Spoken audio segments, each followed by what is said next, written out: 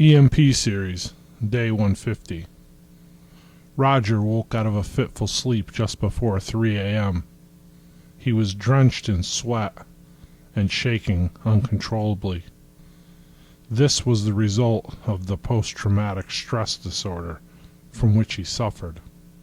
It happened regularly and was nothing new to him.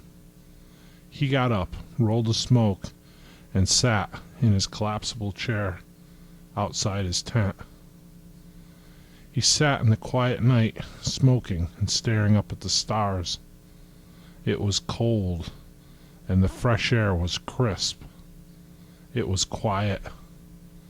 Too quiet. The extreme quiet made him nervous, especially at night. He purposely always lived in busy cities, so they would have background noise to buffer him from the eerie quiet of his sleepless nights. He was tired. Weary was more accurate. He was feeling old. For the better part of the last 5 decades, Roger lived alone. He couldn't get close to anyone, and never even really tried. He had his brothers in the MC, and early on, that fulfilled him. He was good at what he did and earned the respect of the other members of the club. In the last 20 or so years, though, that sense of fulfillment faded.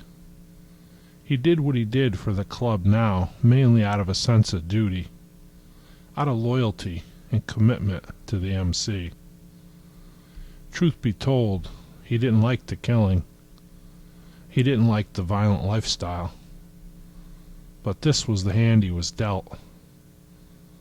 He didn't know any other way. Still, inside, at his core, he was troubled. Everything he had done bothered him. As he grew older, he was acutely aware of his own mortality. He didn't realize it consciously, but he was searching for something different, something better, all the while stuck inside himself. He always felt that somewhere in there was a kinder, gentler man, a man of peace, a man capable of loving and of being loved. He longed for those things which he never had and had no clue how to get. A kinder, gentler man trapped inside this killer, this warrior. Inside himself, more than 40 years after returning home from Vietnam, his battles continued to rage. His war was real. He fought it every day and every night. Still, he would continue to plow forth. Never surrender. He was still that airborne ranger, that Green Beret. He hadn't known any other way. He built a fire and put a pot of coffee on. He went back inside his tent. He stripped, cleaned, and oiled and reassembled both his rifle and his .45. The sun was coming up. The camp was coming to life. Pastor needed to go into town and meet with both Major Stillman and Lieutenant Saunders. Greg accompanied him for security. He took Dalton as well to show him the ropes. Jillian asked to come along. She wanted to hand out gospel tracts and invite people to church this Sunday. Carl, who was going into the office he had set up for him in town almost every day, arrived just after breakfast. He sat and had coffee with Pastor, discussed area politics and agendas. He usually rode in alongside Pastor. There was strength in numbers, he reasoned. Another train was arriving today, and Jillian was determined to be on the platform, handing out tracts, when the people disembarked. No passengers yet. Still just replacement troops, workers, and those who had business in town. When the group arrived in town, Carl went over to his office. which was set up in an abandoned convenience store across from the post. Greg pulled the truck into the alley across the street facing the post. He opened the tailgate and sat down, facing the street and the post beyond. He set his rifle beside him, pulled out a thermos of hot coffee. He settled in with a good view of the immediate area. This is the same spot he and Zeb sat during the attack on the post just days before. A soldier came out and told Jillian to move down away from the post entrance. He told her she couldn't hand out tracts in front of the post for security reasons. She moved down a few feet in front of an old abandoned storefront. Greg's instinct was to go and ask the soldier what authority he had to make such demands, and explain that in this still free country she could hand out those tracts wherever she wanted. He stopped himself. He knew it was a fight he couldn't win. Besides, he liked her in front of the abandoned store better anyway. If the need should arise to shoot at her position, he liked having the vacant storefront as a backdrop instead of the busy post. Roger was assigned to the post for the day to unload and reload the train and to help out with repairing the damage done in the attack the other day. He didn't mind this detail, because there was more hustle and bustle in town than there was working out on the rail line. As he walked along the platform toward the post, Jillian approached him to give him a gospel tract. She greeted him with a smile and asked if she could give him something to read. It was brief, she promised. Roger took the tract, not wanting to be rude, and stuck it in his pocket. She also invited him to church the following Sunday and explained that we would have a bus here to pick up anyone wanting to go. When she handed him the tract, she cupped his hand in both of her hands, and with a smile she said, "We would really love to have you come." His eyes made contact with hers for a long moment. He could see seemingly right down into her soul. It was warm and gentle and kind. He managed a smile and told her the roof would cave in if he ever stepped inside a church. Her smile went away for an instant as she said, "Time may be running out, sir. Don't delay. The Lord wants to save you. All you have to do is ask him." Roger continued to stare into her eyes, and she could see into his soul as well. It was dark and filled with pain and despair and loneliness. He just said, "Thank you," and continued on his way. Although they only made eye contact for a few brief moments, they made a connection. Jillian could not stop thinking about this man. The pain and despair she saw in his eyes must be awful to live with, she thought. Roger could not get Jillian out of his mind. This kind young woman standing alone in the midst of all this chaos, trying to reach out to help others. What was in it for her, he wondered. When the train came to a stop by the platform, several replacement troops, as well as 2 officers, got off the train. Also were 2 civilian men who claimed to have business with the Board of Governors. Major Stillman himself had okayed the passage for them. Secreted away in a boxcar in the rear was 3 men. They were sent by Buddy Tanner. They were members of the same MC that Roger was. They were instructed by Buddy not to show club colors. He had cautioned Roger about this as well, but he knew Roger would never take off his cut. The others, though, didn't have a choice. They would do as Buddy ordered. Buddy told them if they saw Roger to ignore him, Walk past and don't acknowledge him in any way. He was up there on club business and needed to maintain his cover, Buddy explained. Roger was unloading cargo from the next car down and saw the men sneak off the train. He recognized two of them and wondered what they were doing there. In fact, they were tracking a man who had done business previously with the club and who had cheated and stolen from them. They tracked him to this town. He was now working with the railroad and living in the same camp as Roger. Buddy had considered sending orders for Roger to do the job, but he didn't want to risk his current mission in there. He was completely unaware of the situation, but knew that the presence of the three fellow club members could not be good. After work that afternoon, as he walked through the alley that led from the main road out to the back street where the illegal bar was tucked away, Roger heard a commotion.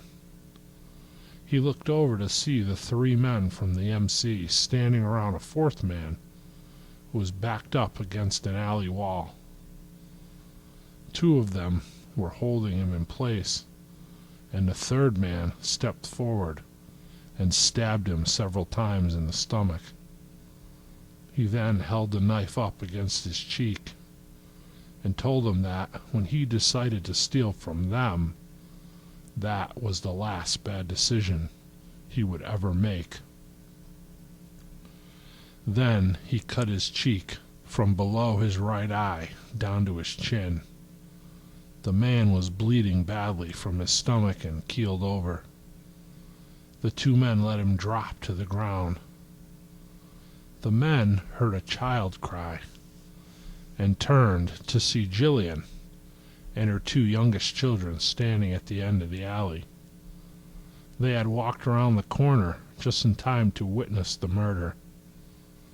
Two of the club members quickly ran over and grabbed her and the kids as she stood frozen in terror. They brought her back to where the murder took place, just out of sight of the road.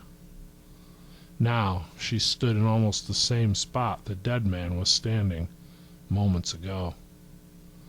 He lay on the ground just feet from her. She had one hand over each child's eyes, trying to shroud them from the horrible sight. The man holding the knife told her that it was unfortunate that she had come around the corner when she did, that now she too must die. "We can't go leaving any witnesses," he said. Then he looked down at the kids. He paused briefly, but she knew what he meant to do. Jillian pleaded for their lives. The three men talked amongst themselves briefly. One of the men was uncomfortable with the idea of having to kill the children.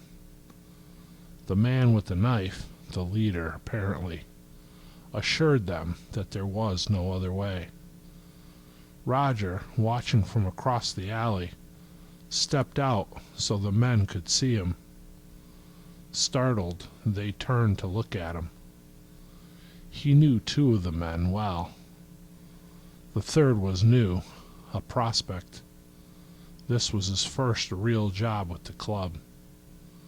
Roger addressed the leader. "Big Mike, what's going on here?" Mike explained to Roger that they were there on club business, that he had seen him when they got off the train, but was under orders not to make contact. Roger just shook his head and said, "Young lady, why don't you and the children just run along?" As Jillian started to go, Big Mike put his arm out in front of her to stop her. "I don't know how long you're standing there are, but certainly events took place that now prevent us from allowing her to go." In his early days with the club, Roger had earned the nickname Armageddon. Most of the men that knew him enough to be familiar with him just called him R for short. Buddy was the first to use the one-letter handle years ago. Since his name started with an R, and his nickname was Armageddon, it fit. Just kinda stuck to him. The younger or new members addressed him as Sarge, or just called him Sir. "So what then, Mike? You're gonna kill her?" Roger asked. Mike replied, "Well, what do you suppose Buddy would do if we went back home and told him we let her walk away after what she saw?" Roger knew that they must in fact kill Jillian. Even more disturbing was the fact that he knew that they had to kill the kids as well. He paused and looked at Big Mike as he pondered the situation. Now, standing among them, he looked into Jillian's eyes. She was scared, holding her children close. She didn't speak, but her eyes pleaded with Roger for their lives. Roger looked at Big Mike and just said, "Mike, I'm afraid I can't let that happen, brother." Roger told him to just walk away.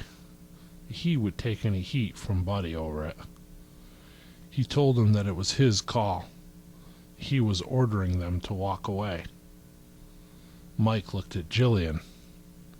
He looked back at Roger and said, "You know I can't do that, R."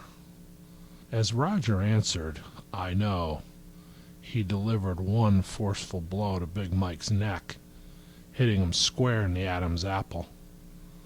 Big Mike fell to the ground like a sack of potatoes, gasping for breath. The second man was drawing his handgun from his belt, leveling it at Roger. Roger moved in, and in one motion, he deflected the gun up and away from him, and maneuvered his right leg behind the man's thigh, striking him hard and sweeping his legs out from under him. He hit the ground fast and hard. The man rolled over and jumped up, pulling a knife from his boot. He swung it at Roger, who deflected the lunge and grabbed the man's arm and twisted it around. He then used the momentum to plunge the knife into the man's chest. Now Big Mike, still struggling to breathe, pulled his gun from his belt and pointed it up from the ground at Roger.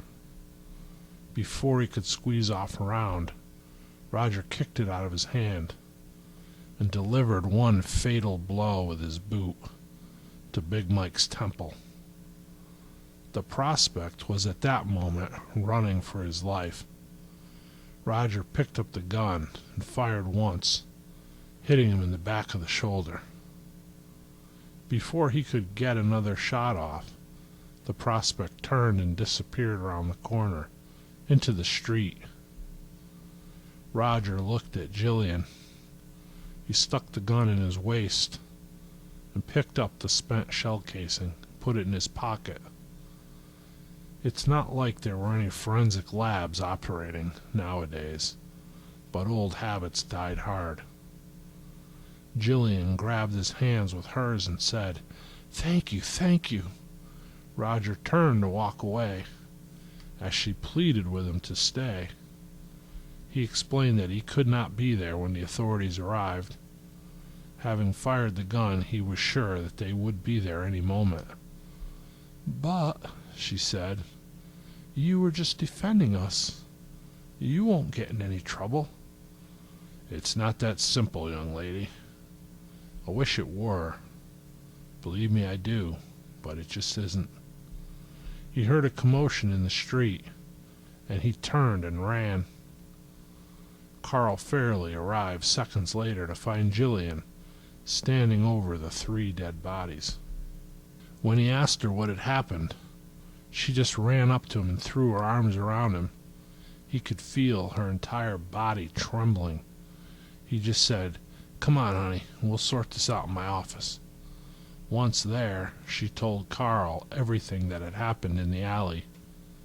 She claimed that she didn't see the man's face well enough to identify him. She also claimed that she did not know his name. She, in fact, did not know his name, but she heard the other men call him R. She left that detail out while speaking with Carl as well. Later, back at the church, she filled her dad in on the events of the day, this time leaving nothing out. She said, "Daddy, this man saved our lives. He didn't do anything wrong. How could I help Carl catch him? I won't do it, Daddy." She started crying. Pastor held her, told her not to think about it now, that they could sort it all out tomorrow. He was just glad that she and the kids were home safely. He wondered if he had been in that alley with her, would he step forth to identify that man himself? In his mind and in hers, Roger was the hero, not the villain. Still, he thought, this man was obviously associated with these evil men. It was clear that he was a killer. He also knew that, more likely than not, this man certainly was not an innocent. Still, he wished he was there so he could shake his hand and thank him for what he had done for his daughter and his grandchildren today. After he left the alley, Roger went back to his tent and quickly packed his gear and put it in his ruck. He walked out and into the woods. He knew Carl Fairley would be looking for him. He set up camp a few miles out on a ridge overlooking the valley below. He knew he could never return to the MC. He knew Buddy would be sending at least 4 men to dispatch him, or at the very least, bring him back to stand for the club's version of justice. What he had done was unforgivable by club standards. The only life he had ever really known was over now. What would he do? Where would he go? As he reflected on the events of the day, his thoughts turned to Jillian. He could feel the warmth in her eyes. He could see the peace in her soul. He smiled as he was sure that he had done the right thing. Possibly for the first time ever, he had done the right thing. He fell asleep under the stars with his rifle inches from his hand and one eye open on the trail. He felt a peace that he had not known in a very long time, if ever.